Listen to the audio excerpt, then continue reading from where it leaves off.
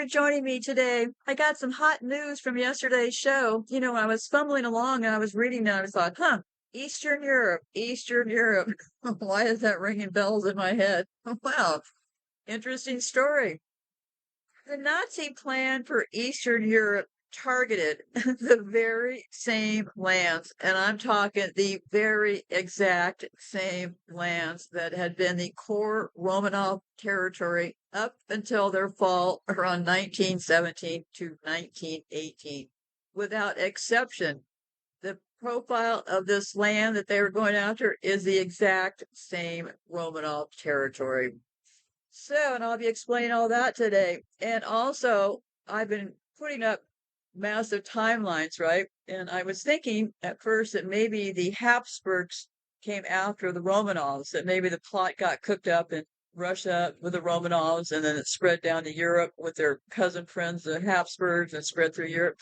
No, actually, actually started with the Habsburgs. And yeah, pretty interesting because the Habsburgs, they also align with those churches. I'm 100% convinced that the reason for the church was to get their hands on the most vulnerable and the children, because it all works together. So anyway, because the Habsburgs came first as the older European dynasty template, the Romanovs mirrored and competed, often playing both sides. Because after the Romanovs went away, remember the Bolsheviks rose under Lenin. Well, Lenin came from the German support during World War I, brought on by the Rothschilds and those people. So the whole Bolsheviks, Lenin, we're moving to communism deal was completely rigged up by the German support during World War I. So basically, what the deal is that the Romanovs, between the Romanovs and the Habsburgs, they have been playing both sides in this deal from the very beginning of time. And then, so because the Nazi Eastern campaign mapped into Ukraine, Belarus, the Baltics, and Western Europe, lands firmly inside the old Romanov imperial sphere.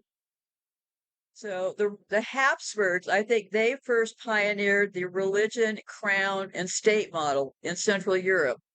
And the Romanovs adapted a parallel model in the East.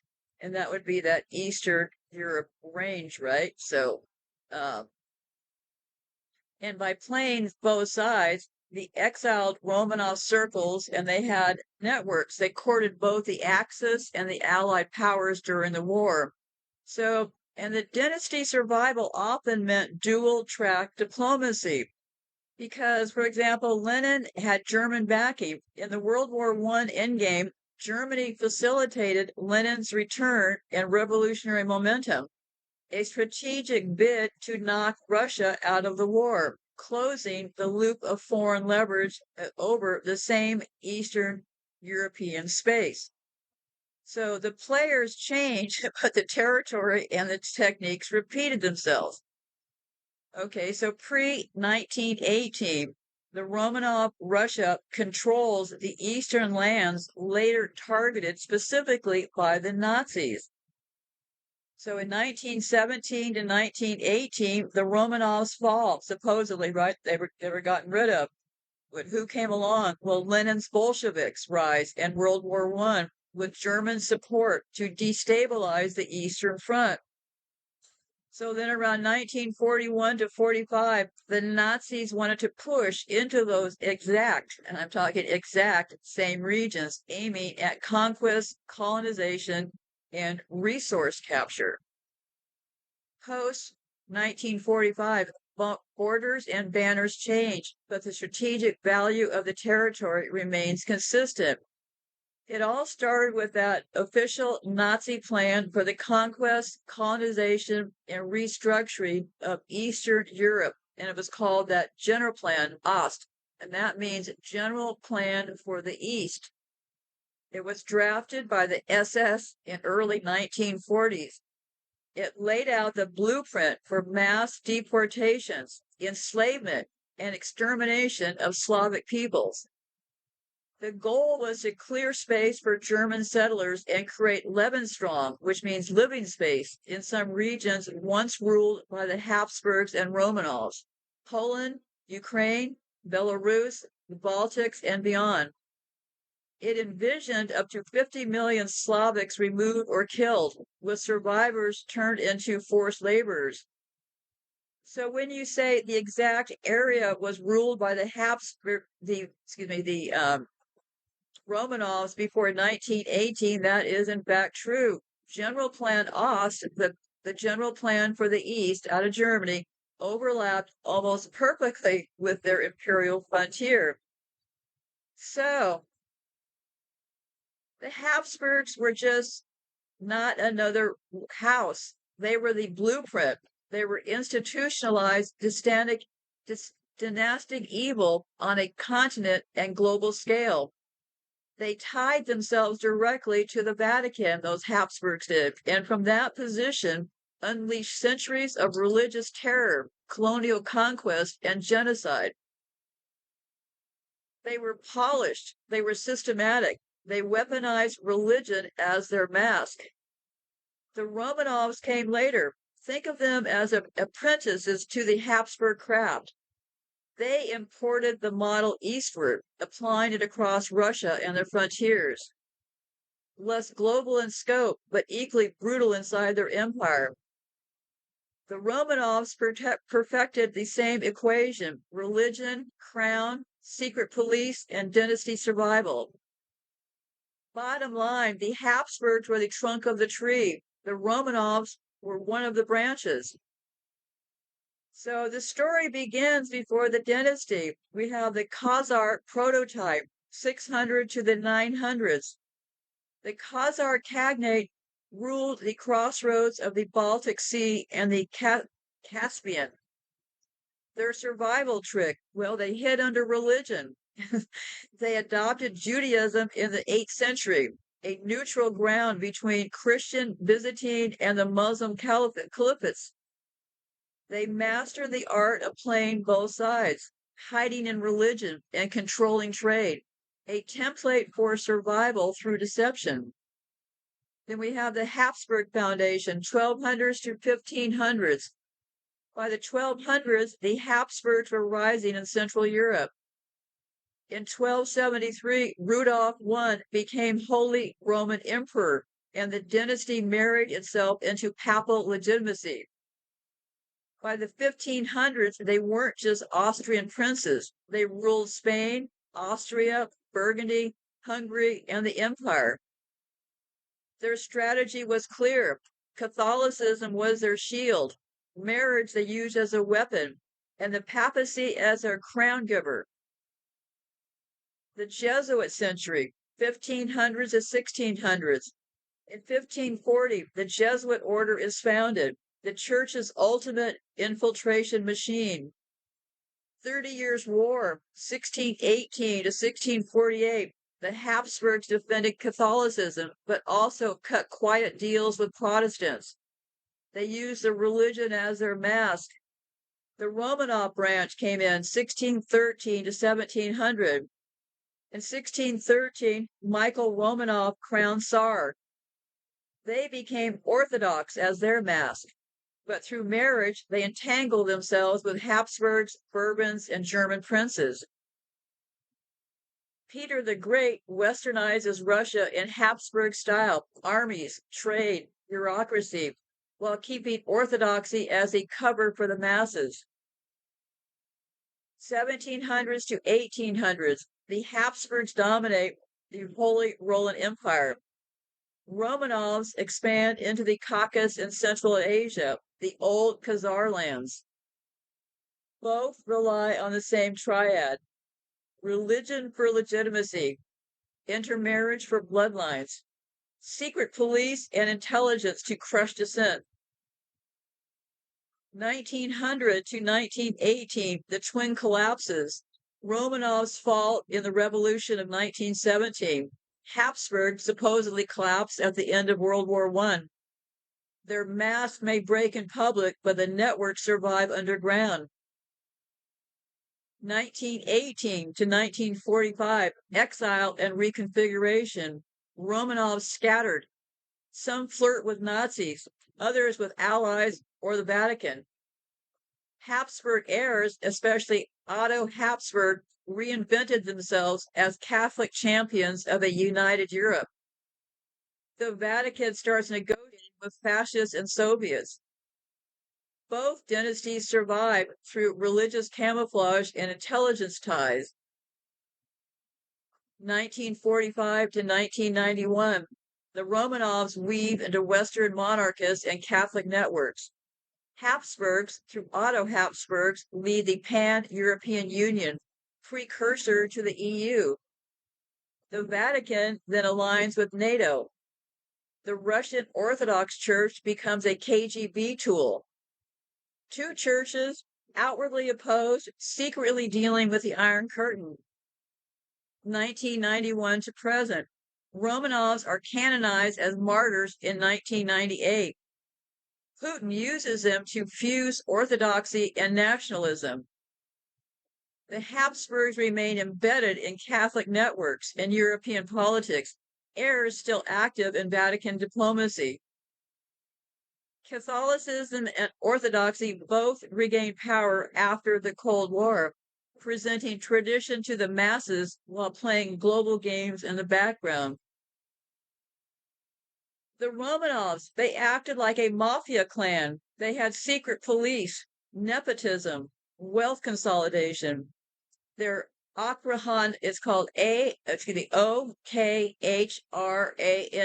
infiltration, infiltrated both radicals and loyalists, controlling outcomes from the shadows. The Khazars had centuries earlier had pioneered this, hiding in religion, playing both sides, embedding themselves in trade and diplomacy. The Romanovs, knowingly or not, repeated the exact same script. The Habsburgs, well, they perfected it. They didn't just use religion, they institutionalized it, built entire systems where the Vatican and the crown functioned as one machine of control. By the 20th century, the pattern is unmistakable. The Khazars, Judaism as camouflage between empires. Habsburgs, Catholicism as a shield for dynastic empire. Romanovs use orthodoxy as cover while tied by blood into Catholic dynasties, all using faith as their mask, all using crowns as weapons, all embedding themselves in global politics through marriages, banks, and intelligence. The Habsburgs are the trunk of the dynastic tree. They absorbed and perfected the Khazar method. They seeded or entangled the Romanovs, ensuring that both Catholic West and Orthodox East were under the same hidden canopy. The crowns may fail, but the networks, well, they seem to survive. From the Khazars to the Habsburgs to the Romanovs to the present day. The masks change, but the empire remains. So let's talk about this Nazi plan. This Nazi plan just hit me like thunder out of the sky. I knew nothing about this Nazi plan. And here I am, a professed person who has talked endlessly about my knowledge of World War II documentaries. So this threw into my radar this big pile of mush because I thought, where did this operation come from? How did this even happen? All this Eastern Europe stuff. I really thought the whole World War II was about the Jews and all that, right? Well, there's a reason for that because they didn't exactly expose that whole part about we're going to march into Eastern Europe part to all of us. So some of us in the West weren't exactly told the same story as how it worked because I still feel kind of thunderstruck by it all. So let's reel this back a little bit. Let's first talk about the Nazi plan in Eastern Europe.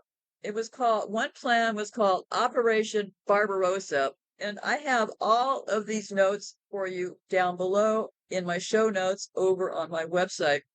I'm encouraging you to download as much of my work as you currently can, save as much as you can, and keep moving because the day is going to come when information is not going to be that readily available. Some of us will have our information quickly removed when we leave the game board. So maybe it might be a good idea to, when you see a new show upload, just take a look, take a second and download it while you can. Listen to it later, but download it while you can. So anyhow, so this is kind of like a big jumble in my brain. So I laid it all out on my website. And at the end of this show, I will also give you some future research tips so that hopefully it will encourage you to keep looking for yourself. Somebody's going to need to take all this over at some point here, just saying. Okay, so let's start off with the Nazi plan in Eastern Europe, and that was called Operation Barbarossa. And that was Hitler's invasion of the Soviet Union in June 1941. And I knew about some of these things, but not some of them. So this is where we're going to settle up today and figure all this stuff out. So Operation Barbarossa was the largest military invasion in history. Beyond military conquest, it was driven by ideology. The Nazis wanted Lebensraum, which means living space, in the East. This means not just defeating the Soviet military, but remaking Eastern Europe socially, radically, and politically. Millions of Slavs were to be enslaved or exterminated, and the lands repopulated with Aryan settlers. So while this intersects with the old Romanov territories, is that much of the land Hitler wanted, like Ukraine, Belarus, the Baltics, Western Russia, had been part of the Russian Empire under the Romanovs before 1917. Funny how it's just that exact same piece of land, right? The Nazis saw these lands as both agriculturally rich and historically unfinished business against Bolshevism. Nazi propaganda often linked Bolshevism to Jewish rule and depicted the Soviet state as a corruption of Russia's true heritage. So, in a sense, the Nazi envisioned dismantling Soviet power and exploiting what had once been Romanov domains. So, why was it overlooked? Well, focus on the Western Front. Many popular historians in the West emphasize D-Day, the Battle of Britain, and the Holocaust in occupied Europe, sometimes giving less space to the massive Eastern campaign. And boy, can I account to that. Sheer scale of the Eastern Front, the brutality and ideological nature of the war in the East can be overwhelming, and the details of Nazi planning, like that Generalplan plan, the blueprint for ethnic cleansing and colonization, are less well known outside academic circles. So yeah, outside of academic circles, this whole plot to go into Eastern Europe is not that well known. So many historians frame this as Nazis versus Soviets, not Nazis versus old Imperial Russia. So unless you're reading from a perspective that highlights the long shadow of the Russian Empire, the Romanov dimension can be missed. And yes, it was missed by me, that's for sure. So I kept asking, well, how can this be so well known amongst these historians? And they said it again. Specialists on World War II and Eastern Europe know it well, especially the genocidal intentions of Generalplan Ost, the plan. But the broader public often encounters only fragments: Stalingrad, Leningrad, or Hitler-hated communism. The full vision that Nazi Germany wanted to wipe out or enslave whole populations across the former Romanov lands is less well integrated into popular understanding. And I went on to say, so you really didn't miss it. It's more of a framing of World War II that most people grow up in the West doesn't emphasize this angle strongly. So the Romanovs after 1917. After the Bolshevik Revolution, most of the Romanov family scattered into exile. Paris, London, Germany, the Balkans. Many aristocrats and officers from Imperial Russia joined anti-Bolshevik emigre circles. White emigres and fascism. Some of these emigres saw Nazi Germany as a potential liberator that could destroy Bolshevism and restore a form of monarchy in Russia. Others worked with Western intelligence services. This is where the dual sides idea arises. Romanovs linked aristocrats could lean west or lean axis, depending on circumstance. Playing both sides, support for Nazi Germany. Certain Romanov claimants, like the Grand Duke Vladimir Kilovich, who declared himself the Tsar in exile in 1924, openly courted Hitler, hoping he would crush the Soviets. His family even issued pro-Nazi statements in the 1930s. At the same time, other exiled Romanovs sought recognition from Britain and France, portraying themselves as natural allies against both Hitler and Stalin. Some worked with monarchist resistance groups or emigre press supported by the Allies. British and French intelligence sometimes used Russian aristocrats as informants or intermediaries in communities. These ties go back to World War I and did not entirely vanish during World War II. So the Romanovs' dysphoria and their networks were hedging bets, playing up to Hitler when it looked like Hitler might topple Stalin, and seeking Western support when Hitler became the greater threat. So this is about these historians. Mainstream World War II historians generally do not frame this as Romanovs playing both sides, since the family has no direct state power after 1917. Historians of the Russian immigration do note the opportunism of emigre monarchists, including Romanov pretenders, in aligning alternatively with Nazis or allies. Some studies of Nazi occupation policy in Russia mention that some monarchists are hoping to ride German coattails back into power, but they also point out Hitler never seriously intended to restore a monarchy. His racial ideology saw the Slavs as unfit for sovereignty. No, that would be the goal. He would act like he wasn't into putting monarchs into power until he got everybody out of the way and into power. And then, of course, he would become the ruling king, right? That's how these people roll. So the dual deception is recognized in scholarly niches, especially in works on Russian politics before the wars, but it's not highlighted in general World War II narratives. So the Romanovs were politically marginalized by the 1930s to the 40s compared to the huge clash between Nazi Germany and the Soviet Union. Western public memory tends to romanticize the Romanovs as tragic victims of Bolshevism rather than compromised political players afterwards.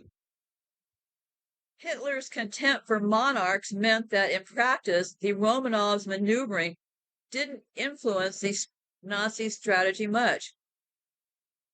But in short, historians of the Russian dysphoria have caught that Romanov exiles were maneuvering with both Nazis and Western allies.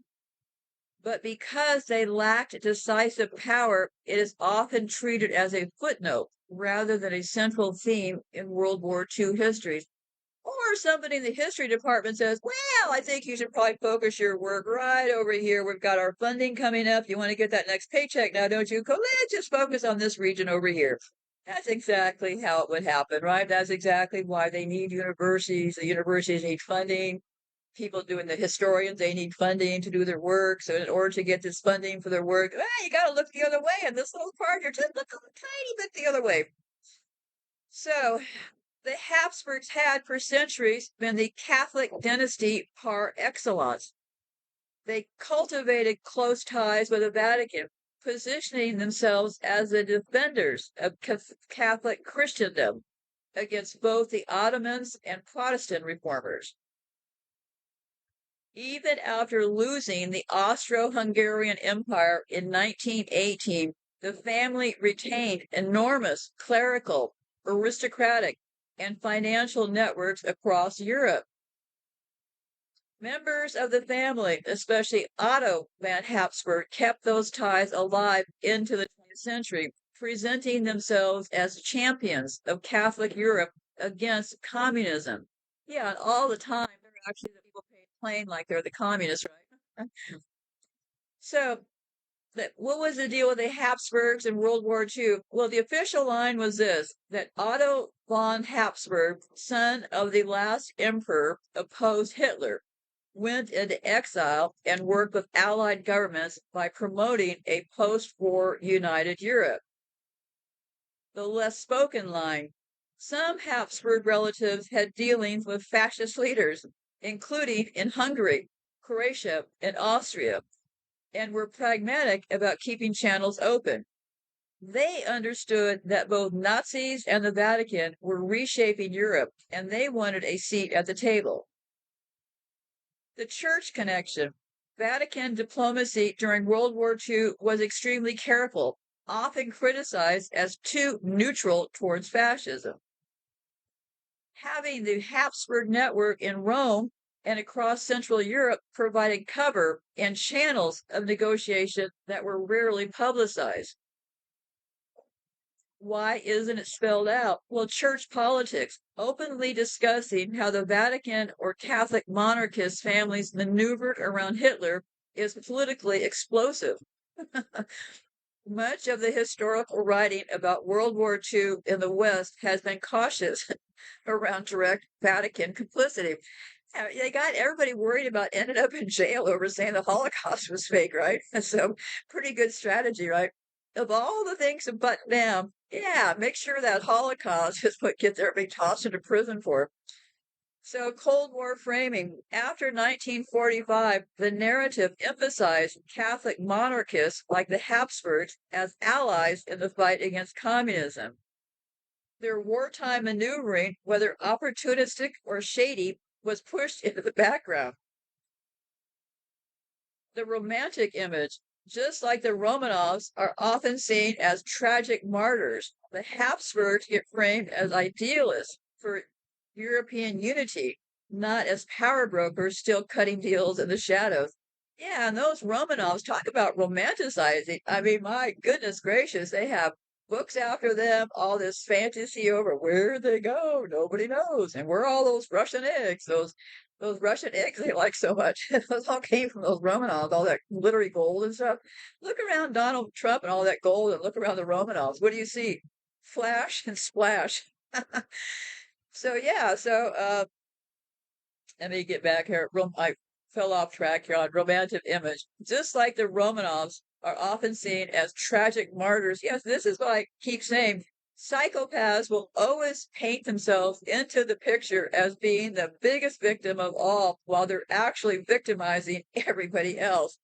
So the Romanovs are often seen as tragic martyrs. The Habsburgs get framed as idealists for European unity, not as power brokers, still cutting deals in the shadows. So the Romanovs were Orthodox monarchs whose empire collapsed in revolution. Their networks were fragmented, sometimes cozying up to fascists, sometimes to Western diplomats. The Habsburgs, by contrast, had the institutional backing of the Catholic Church. This gave them a stronger cloak of legitimacy and protection. So yes, if the Habsburgs' double dealing is rarely discussed, part of the reason is that the Habsburgs and the church were much better at controlling the narrative. They had continuity, networks, and Vatican diplomacy behind them. So the Habsburg Church alliance provided cover that shaped how World War II history gets told. It's not that historians don't know about these links. It's that mainstream accounts emphasize Nazi-Soviet conflict while minimizing aristocratic maneuvering through the Vatican. Well, for pretty obvious reasons, just like they did the obvious, they hid the definition of what a psychopath is. Yeah, they're always maneuvering around and trying to change things around. So the mainstream accounts emphasize Nazi-Soviet conflict while minimizing aristocratic maneuvering through the Vatican. Bing, bing, bing. So let's trace how the Habsburgs, through their Vatican ties, managed to reemerge after World War II as influential players, even though they had lost their empire in 1918. So we started with Otto von Habsburg as their public face. Otto died in 2011. What a shame. I would have liked to have met the guy. Son of the last emperor, became the head of the Habsburg house in exile. During World War II, he lived in the United States and later Switzerland, cultivating ties with Roosevelt, Churchill, and Catholic leaders. He had nothing suspicious about him so far. He promoted a vision of a united Christian Europe as a bulwark against both Nazism and communism. This was framed not as monarchist restoration, but as Catholic internationalism. The Vatican served as a diplomatic clearinghouse during the war, maintaining contacts with both Axis and allies. The Habsburgs leveraged this by trusting Catholic aristocrats with a long papal relationship. Vatican officials, notably Pope Pius XII, formerly Eugenio Pacelli, saw the Habsburgs as a respectable Catholic alternative to both totalitarianism and Soviet atheism. Otto, in particular, worked through papal channels to protect refugees and to lobby Allied governments while living in the comfort of the United States and Switzerland, of course. they always give themselves away, right? After 1945, open monarchist restoration was not politically realistic, but the Habsburg network pivoted into supranational politics. The family promoted the idea of a federal Christian Europe, an idea that dovetailed neatly with Vatican ambitions for post-war reconstruction. Now, that's very convenient. Otto became the president of the Pan-European Union, 1973 to 2004, quite a long time. A movement founded earlier with heavy Catholic and aristocratic backing, which laid intellectual groundwork for the EU. This wasn't just symbolic. Many Catholic leaders in Austria, Germany, and Italy who shaped the European community were tied to Habsburg cycles. The Cold War, anti-communism, and Catholicism, the Habsburgs positioned themselves as frontline anti-communists. Otto and his relatives worked with the CIA, the government, the German CDU, and Vatican intelligence arms to push back against Soviet influence. He had strong ties to Catholic Central Europe, Austria, Hungary, Croatia, and became a key figure in promoting dissident movements, always wrapped in Catholic legitimacy. The church benefited having aristocrat figureheads gave Catholic diplomacy a historical gravitas that resonated with conservative elites in Europe. Why they seemed invisible? Well, they had no throne and no armies, but unlike the Romanovs, whose dynasty ended in blood, the Habsburgs appeared politically neutralized. That made their influence less obvious. Narrative control, their role was framed in terms of European idealism, pan-European unity, not as dynasty maneuvering. Because they were integrated into Vatican diplomacy, much of their influence was hidden under the broader story of Catholic world Cold War politics. So the Habsburgs didn't restore their empire, but they helped shape something arguably bigger, the early European Union. Otto von Habsburg sat in the European Parliament for 20 years, from 1979 to 1999, always representing Catholic conservative blocs. His family maintained ceremonial and diplomatic prestige, but also continued to move behind the scenes in Austria and Central European politics. So, in summary, the Habsburgs used their Vatican ties during World War II to survive as a legitimate Catholic dynasty in exile. After the war, they repositioned themselves as architects of Christian Europe, influencing Vatican policy and European integration. By doing this quietly under the cloak of Catholic universalism, they avoided the fate of the Romanovs, whose opportunism is remembered but was not institutionalized. So I have another timeline here because I have uncovered more things with timeline. Please do not stay away from timeline. They can be your biggest and best research tool. So let's zoom in a little closer on these Habsburgs. The Habsburgs, the Vatican, and the path to post-war Europe, 1918 to 1922. Imperial collapse but papal shelter, 1918. Austria-Hungary collapses after World War I. Emperor Charles I abdicates and goes into exile. 1919. Charles and Empress Zita flee to Switzerland, later settling in Madeira under Vatican protection. 1922. Charles dies in exile. What a shame. The other guy I would have liked to have met. Mourned in Catholic circles. The Vatican promotes his image as a martyr king. He was later beatified in 2004. Yeah, that's how it works, right? They can't stop giving themselves enough prizes. They have to have those awards and those prizes. They live for those things. Context: the Habsburg dynasty is stripped of political power, but retains religious and aristocratic prestige through the Catholic Church. 1920s and 1930s. Habsburg exiles in the 1920s, notably Otto, our new favorite best friend, builds ties with Catholic monarchist groups and the Vatican. 1923, our pal Otto is back. He founded the Pan-European Union. He was backed by Habsburg sympathizers and Vatican intellectuals. Otto becomes associated later.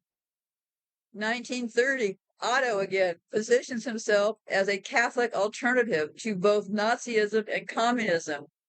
The Vatican quietly supports him as a legitimate monarchist claimant. 1938 to 1945. Austria was annexed by Nazi Germany. Otto, of course, flees the Nazis and put a bounty on his head. Too bad they didn't get it right. Too bad, too bad. Okay, 1945 to 50s. With Nazi defeat, monarchist restoration in Austria-Hungary becomes unrealistic. The Habsburgs have to pivot their strategy. 1947, Vatican takes a stronger anti-communist stance. Beginnings of the Cold War. Otto, of course, allies with Vatican efforts to create a Christian political bloc in Europe. Now, I knew nothing about this Otto person. I knew nothing about him hooking up the European Union or anything. So 1949, Christian democratic parties rise across Western Europe, backed by Catholic institutions. Habsburg networks align with them. 1950 to 70s, Otto becomes a pan-American spokesman, working with the Vatican and the CIA-linked anti-communist organizations. This Otto really has not disappointed me. He really is in there full speed ahead. So Otto, 1957, Treaty of Rome creates the European Economic Community. Habsburg networks help give it Catholic Christian legitimacy. 1960s and 1970s, Otto actually lead the Pan-European Union, now heavily tied to Vatican diplomacy. The Habsburg name provides historic prestige in Central Europe. So I guess by the 1970s, they got prestige. Everybody forgot about all the garbage they pulled before, right? 1980s to 1990s, the return to Central Europe. Otto, of course, plays a visible role in the pan-European on the Hungarian border, one of the first symbolic breaches in the Iron Curtain. Boy, Otto was pretty busy. Uh, Habsburgs present themselves as bridge builders between East and West under Catholic manners. And here again, 1979 to 1999, Otto is back again. He serves as a member of the European Parliament, representing conservative Catholic blocs. The 2000s to present, 2004, Emperor Charles I, beatified and made whole by Pope John Paul II, cementing the Vatican-Habsburg symbolic alliance. Habsburg descendants continue ceremonial roles and quiet networking in European conservative and Catholic circles. The family is seen less as a dynastic claimant and more as a living symbol of Catholic continuity in Europe. The Habsburgs may have lost their empire, but they retained influence by embedding themselves in Vatican diplomacy, which they actually started themselves. By leaning into their role as defenders of Catholic Europe, they avoided the fate of the Romanovs. Their real post-war legacy wasn't a throne, but shaping European unity under a Christian Catholic terms. So, I don't know. I need to take a break here for a bit. And this show is not going to be that long today. I have another. Well, wait a second. Let me finish up with. Hmm. Well, let me read you one more timeline because this is very interesting. How these all around that 1917 World War I date, and I think that they probably took over the game board only a couple hundred years before all this stuff. So, 1917, Tsar Nicholas II abdicates during the Russian Revolution. 1918, Nicholas and his immediate family are executed by the Bolsheviks. Surviving Romanovs scatter across Europe, Paris, London, Berlin, the Balkans. No single unifying figure. Multiple branches claim legitimacy. So after 1917, they pretty much hit the wind, right? And let's look at the Habsburgs, Austria-Hungary, 1918. Emperor Charles I abdicated after defeat in World War I. He exiled to Switzerland and Madeira under Vatican protection. Charles dies in 1922, leaving Otto von Habsburg as heir. Immediate papal shelter ensures continuity and legitimacy. So yeah, it's funny how right at 1917, both empires kind of, according to historians, kind of went away, right? So, in the exile politics, the Romanovs, white emigres, organized anti-Bolshevik groups. Some Romanov claimants, like the Grand Duke Kirill, proclaim themselves Tsars in exile. Some look to Nazi Germany, others to Britain and France. So yeah, they are really roaming that area. I don't have any reason to report this whole thing. So yeah, some Romanovs collaborate with Nazi Germany, hoping Hitler will destroy Bolshevism. Others lean toward the Allies, both playing both sides, but seen as opportunistic and weak. So yeah, I think that and here's a good one. Otto evidently fled Austria at some point, and the Nazis put a price on his head. Hmm. So yeah, I mean Otto worked with Roosevelt, Churchill through the Vatican. So yeah, I'm pretty convinced that this was in fact a dual operation. So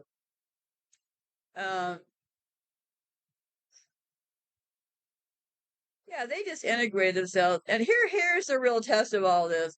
Who was the most evil? Who came first, right?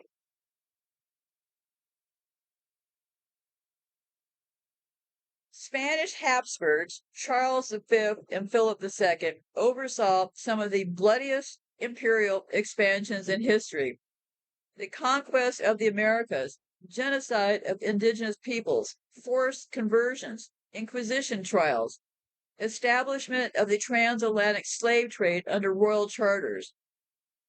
Austrian Habsburgs fought endless wars with Ottomans, Protestants, and rebels, often brutal, scorched earth campaigns. Moral character of the Habsburgs, ruthless, expansionist, willing to depopulate regions to enforce rule. The Habsburgs were the enforcers of Catholic supremacy. The Spanish Inquisition, 1478 to 1834, they used torture, executions. They're just sounding more and more like lovely people. Forced conversions of Jews and Muslims. 30 Years' War, 1618 to 1648. The Habsburgs fought for Catholic supremacy, devastated Central Europe, killing up to 8 million people. Religion was presented as a holy duty, but in practice it was about dynastic survival and control. The system used terror, torture, enforced conversion, and religion as a weapon. The Habsburg motto could have been, let others wage war, you, happy Austria, marry. But those marriages were power grabs, accumulating crowns across Europe, Spain, Portugal, Hungary, Bohemia, and Burgundy. The Habsburgs treated people as pawns in dynastic chess games. Cousin marriages led to inbreeding, most infamously the Habsburg jaw, deformity showing how obsessed they were with bloodline continuity over health. And also, they loved incest. They loved having sex with children. Let's just not act like all this stuff is random, okay? They were into having sex with all of their own children and relatives. That is the fact. And the bloodline thing just happened to be a convenient factor to all of their paranoid ways they wanted to keep their line within themselves. I don't know. I wouldn't want to break into one of these families, so they can try to hide themselves, protect themselves all they want. No thanks. I don't want into your little clan there. You guys are pretty screwed up. But see, this is what happens with psychopaths. They see themselves as moral, upstanding, and we're just little scum scum rats running around the surface. So I'll get back to reading here. So the Habsburg Empire suppressed any movement towards self-rule. Hungarians, Czechs, Italians, and others crushed by Habsburg armies. The peasants were heavily taxed to support imperial wars. Gee, am I going through a vision of Groundhog Day here? 1848 revolutions, brutally suppressed by Austrian Habsburgs with massive bloodshed. Moral character of the Habsburgs, authoritarian, anti-freedom, crushing dissent with violence. Cozy relationship with the Catholic Church. The Habsburgs and the papacy were inseparable. Holy Roman empires were crowned by popes. Church legitimized the Habsburg rule. Habsburgs enforced the papal authority. Jesuits often acted as dynasty agents, advising emperors and kings. This symbolism gave dynasty a mask of divine legitimacy for their wars and oppressions. Their moral character, religion as cover for power politics, sanctifying oppression. So let's compare their evil to the Romanovs. Well, the Romanovs were pretty evil. They had that secret police called the Okara. They had serfdom until 1861. They were crushing uprisings like 1905. They were deceptive, pretending to be protectors of the people while enriching the elites. While the Habsburgs had a longer history of systematic religious violence, colonial genocide, dynasty manipulations across continents. The Habsburgs may indeed have been worse than the Romanovs in terms of sheer global harm. While the Romanovs were cruel and duplicitous, the Habsburgs weaponized religion on a continental scale, enabling the genocide of the Americas and perfecting the dynastic mass strategy centuries earlier. So if you're looking for the origins of evil behavior in this dynastic web, the Habsburgs are ground zero. They systematically size religious terror, dynasty greed, and imperial brutality, which the Romanovs later mirrored in Russia. So I have another chart that I'm not going to read it to because it's too complicated, but I really hope you'll take a look at some of these things because all the data lines up. I mean, if you thought I was making up this whole thing with the Romanovs and gypsies and stuff, well, come to find out I wasn't, right? Because how exactly do all of these things add up right now, right? So let's take one final look at this chronology. The 600s to the 900s, the Khazars. The Khazar Kagate rules the crossroads between the Black Sea and the Caspian. This could have all been completely made up also, okay? Just remember that. The Khazars were the ones who adopted Judaism as neutral ground between Christian Vientianism and Muslim caliphates. They were the masters of survival by shifting alliances, controlling trade, and embedding power through religion as a shield. They used the template of playing both sides, hide in religion, control the trade. Then the 1200s to the 1500s, the Habsburg Foundation. 1020 to 1273, Habsburg family rises in Central Europe, secures lands in Austria and Switzerland. 1293, Rudolph I was crowned Holy Roman Empire and the start of dynastic entanglement with the papacy. 1500s, Habsburgs dominate all of Europe through Spain, Austria, Burgundy, Hungary, and Holy Roman Empire crowns.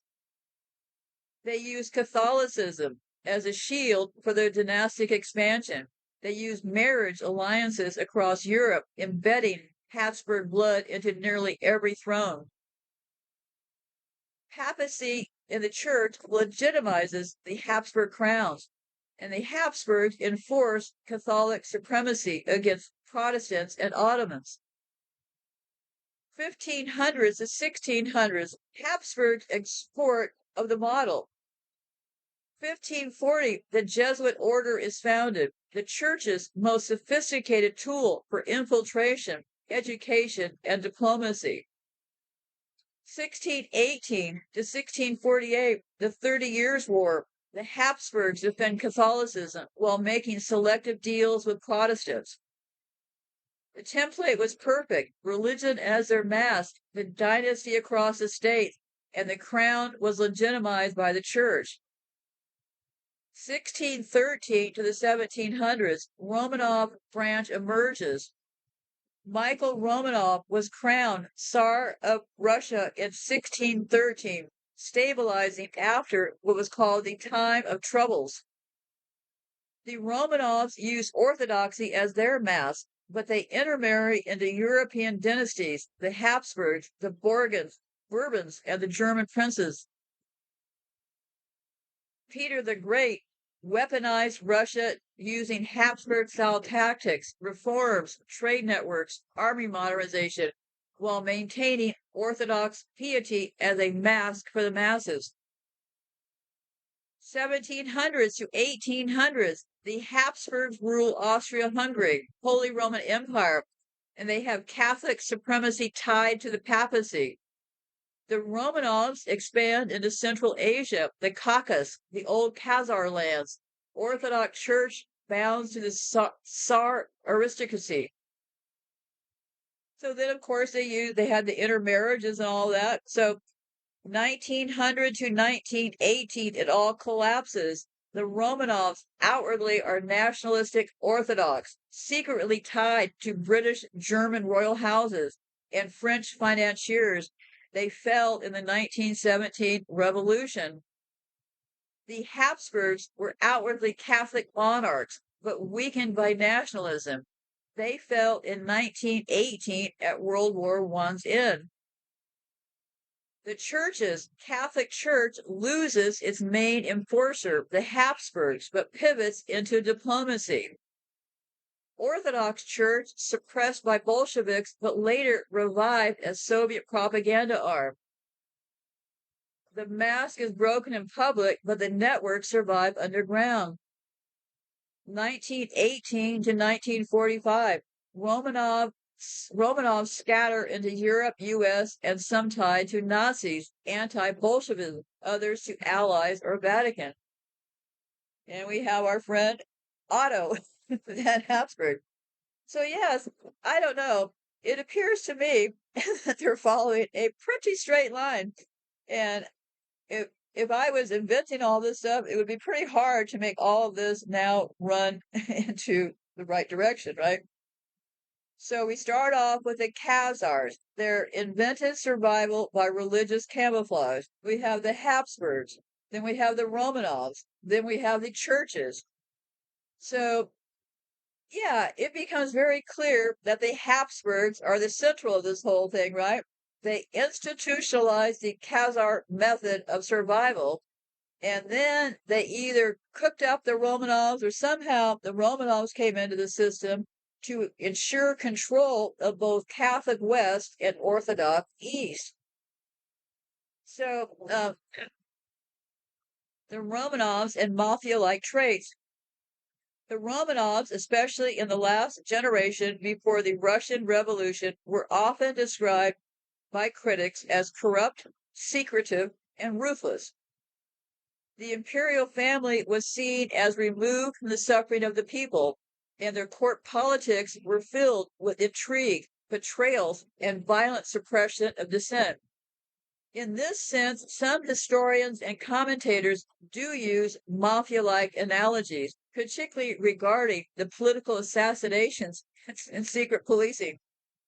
Nepotism and family loyalty as organizational principles. They use wealth consolidation through land, trade monopolies, and control of the church. The so-called Khazarian mafia is more of a modern conspiracy framework than a mainstream historical view. It suggests that the fall of the Khazar Kagate, roughly 10th century, in the area between the Black Sea and the Caspian Seas or modern Ukraine. Another Russian Caucasus. The remnant supposedly continued operating as secretive elites involved in finance, organized crime, and politics. And I'll be getting much more into that later on here when I get back with where these people all came from before the people, Golden Meir and all them, they originated up in Russia and Poland, and that's what got me on this whole spin here. So yeah, they do link to these Khazars, but not for the second. I'll link them in the next show or two. But anyway, so this idea has been popularized in some French research circles, often linking Khazars to later Jewish or crypto-Jewish elites, though historians generally reject this as an oversimplification or ahistorical. Still, in conspiracy literature, the Khazarian mafia is framed as an underground network operating through European aristocracy, banking families, and eventually into modern power structures. So, I couldn't find any connections between the Romars and the Khazars, but that means because I didn't rewrite any history books, right? So, yeah, so what I'm going to be doing is I'm going to be putting this on hold for a second. I was going to take a break earlier, but what I'm going to be doing is I'm going to try to get through this entire show right now. So let me just take a real quick break here.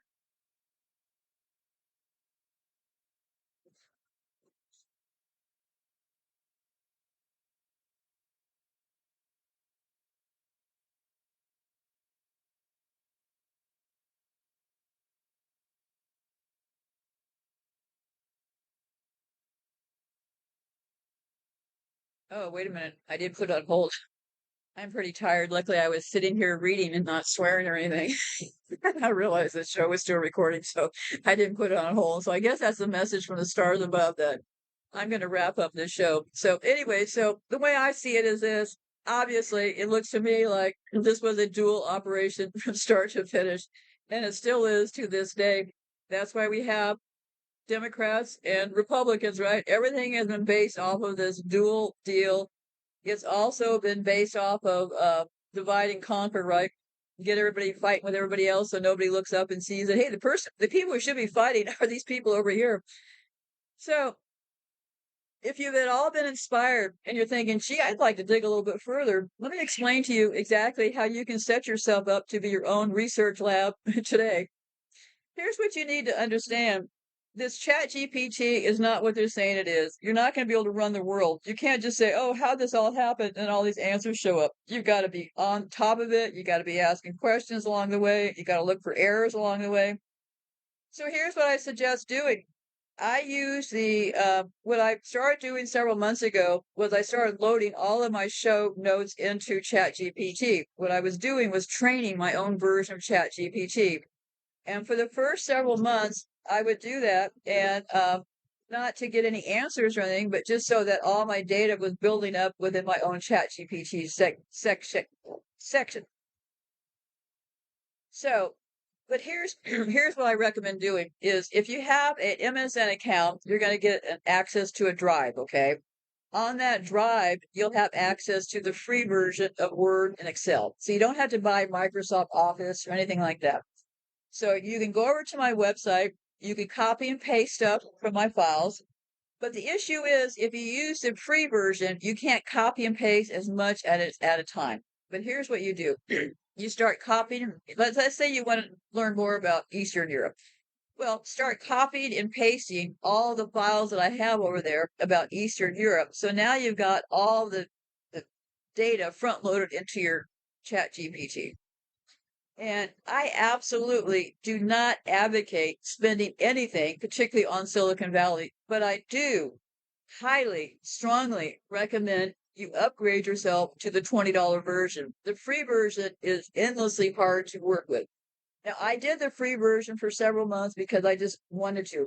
And I used my time well during that time, and I got all kinds of stuff loaded into there. So now when I go to do a timeline, it's pretty straightforward because I have always historically created every timeline I've ever done. I like to create timelines myself because you really start thinking as you're looking through these things and stuff. So anyhow, so now I don't have to create them myself per se because I've already got all the information feeded into there.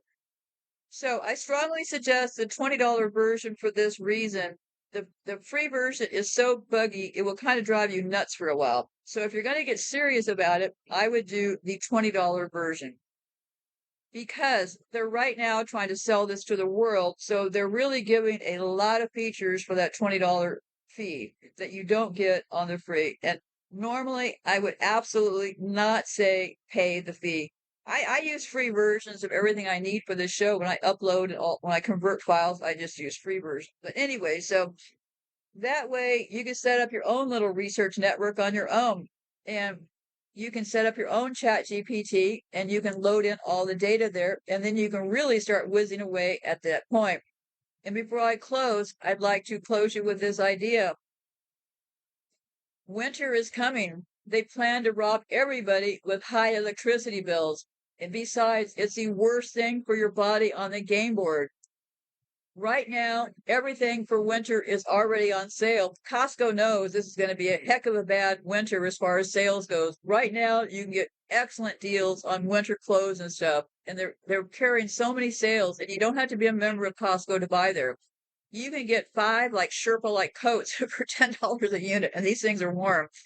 And don't be afraid to shop in the men's section. I've lost a lot of weight, but I wear the men's XXL because I bundle up. And do not buy any of the anti-wicking stuff they're selling. They're adding this stuff to anti-wicking is what they're calling it. Do not buy that. They're adding that to fabrics. That is very toxic. I found sweatshirts that are 60% cotton, the rest poly. That's okay. I layer my first layers with cotton, but don't be layering yourself up with all that anti-wicking stuff. It just generates too much within your electrical body. And do not put children under electric blankets. If you're thinking, yeah, I'm going to cut back on the heat bill, I'll just buy electric blankets for the kids. No, don't do that. I read a study on air years ago, can't find it, but anyway, I went to look for it again and can't find it. But here's the deal. Children are very, very vulnerable under electric blankets, and so are elderly people because it disrupts their sleep because if they fall asleep and they've got too much electricity, it just is bad, okay? Um, because heated blankets that increase core body temperature can disrupt sleep efficiency and the natural circadian cooling process essential for restorative sleep. So lots of good reasons not to use electric blankets. Now, full disclosure, I have been using small electric pads for my cats. Well, we're all very sick. I'm their caregiver. I had to make a decision. This will be my fourth winter without heat. I'm actually looking forward to it. The first winter, I was horrible because I didn't know why I was doing it. And I recorded all this stuff as I went along, but I didn't know why, but I knew that I had to get these windows open and air coming in, and I knew I had to stop using the heat. So the first year was harder because I didn't really know why I was doing it. So I was like grumbling around a lot. But actually, I look forward to it. We're winding down summer here in Nebraska, and in a couple of weeks we'll be moving into fall, and I am so looking forward to it because there is a lot to how this stuff hangs in the air during the cooler weather, and I'll try to explain that later, not today. But anyway, so the bottom line is with this stuff they're doing inside of our homes is that what happens is the way it processes in warmer air is much more wicked during the summertime. In other words, we're much sicker around here during the summertime than we are during the wintertime. So anyway, so use your common sense about you. And remember this, I have something about here. Oh, make sure if you own property in this country, they're coming for everybody's property. You realize that if you live in a city and you're on the city water bill, if you don't pay your water bill or something crazy happens, you know they come and take your house. They robbed a whole bunch of people in Detroit of homes a few years ago. The state made a mistake in taxing them, and so lots of people lost their homes. So if you own a house, you have any property, make sure you have all of your paperwork secured in your possession in your own little hands. Do not rely on anybody else because the full robbery is just getting started now. So when I return, the show I have about where they came from in Russia and Poland and Israel and that Khazarian mafia I'll get more into. But I want you to know at the final stages of this silent war inside my own home, what happens to the very end when you get towards your final stage on the game board is this. Toward the end, the toxins eventually cross the blood-brain barrier. And that's where I am right now. So if you think, oh, gee, she forgot to say that, or gee, why did she do that? Well, because I'm right now moving into that territory. But luckily, I have good habits, like I don't leave things on the stove and wander away. But the reality is, time is moving along with me. I will be turning on the microphone to share as much as I know while I still can. I suggest when you see a new show come up, just download it real quick and move about your day, save it for later. The end of the game board is near. Do what you can to keep a grip on things. And remember this, life isn't about waiting for the storm to pass, but learning to dance in the rain. And keep dancing, kids. Dance and dance and keep going. Keep moving. Follow your instincts. Sleep and sun. Goodbye for now.